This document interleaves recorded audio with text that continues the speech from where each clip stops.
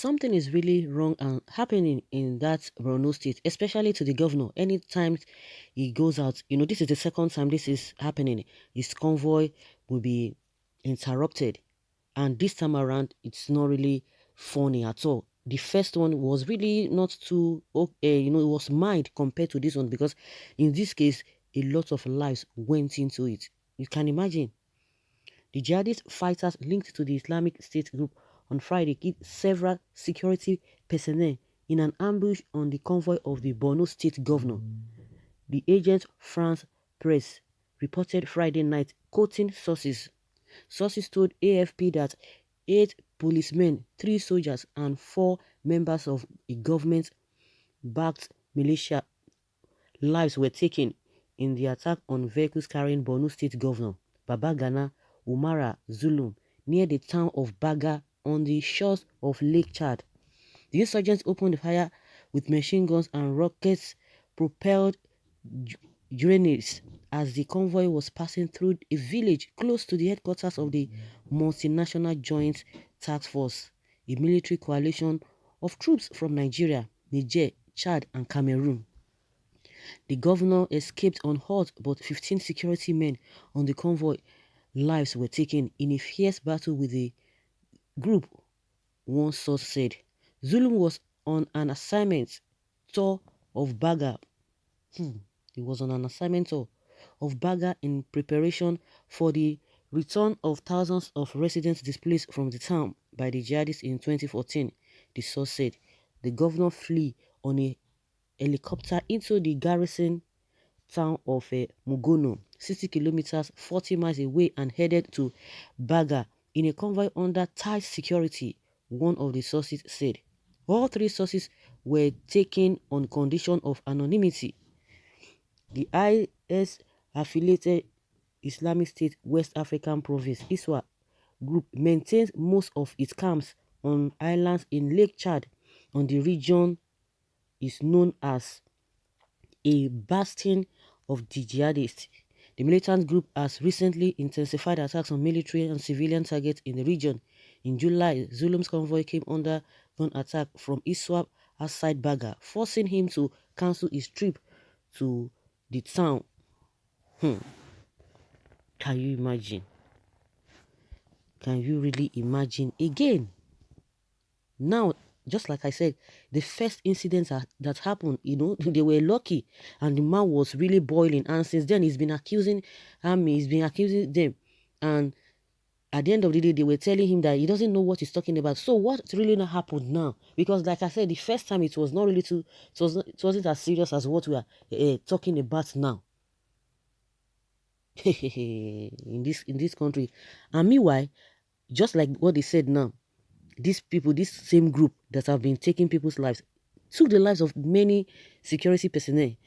And that is the state of the chief of army staff, Brutai. That is his state. A lot has been happening on a daily basis. He has never declared that state a state of emergency. See, Southeast, that is where he will be raising alarm. It will be boiling. Recently, Loretta Onoche is backing what he said.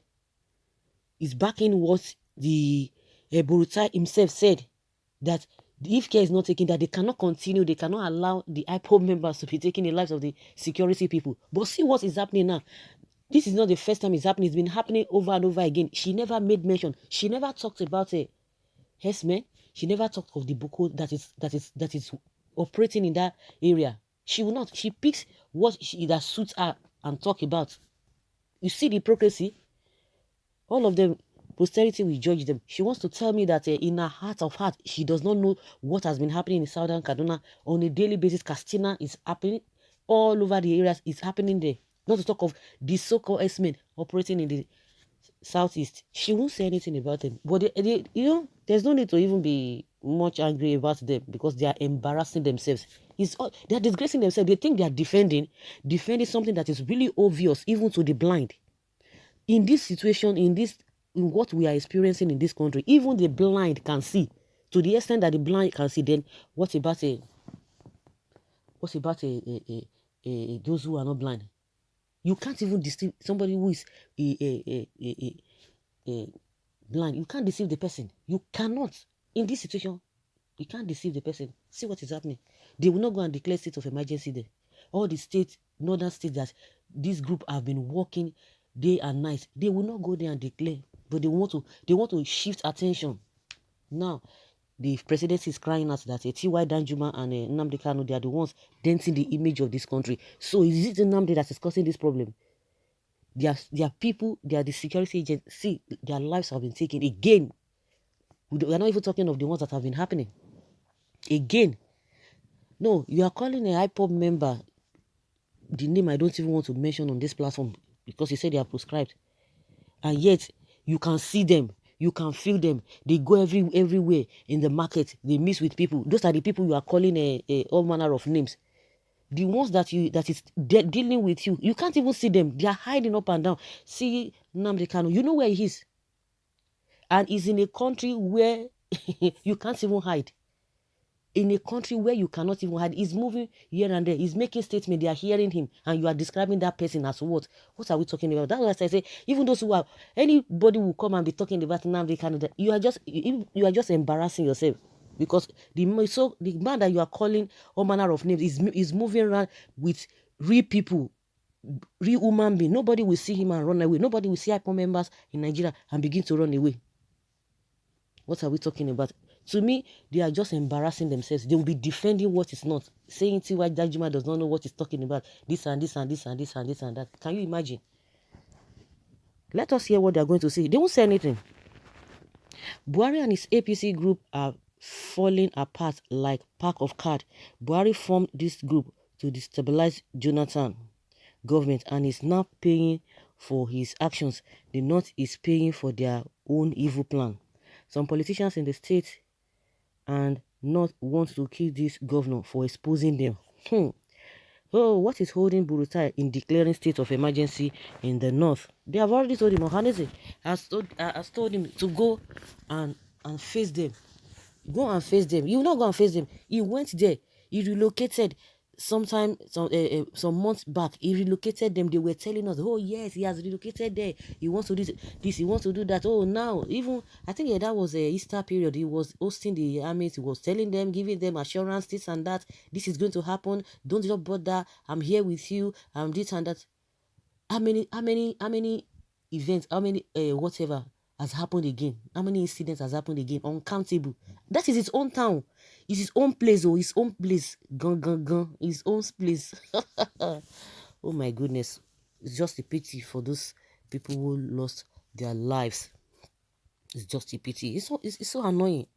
The next thing, Burutai will go back to Buhari. They will tell you they are in a closed door meeting. That is what will happen. In a closed door meeting with the service chiefs. They are in a closed door meeting. Let me see whether the governor is going to keep quiet this period, this time around again. They should tell him not to talk. It's just, he nearly escaped. His life being taken away. He nearly escaped. Baga is in Nigeria, part of Lake Chad. This group of people are not Chadian, whatever. How did this group have the knowledge of the governor schedule? Informants are among us.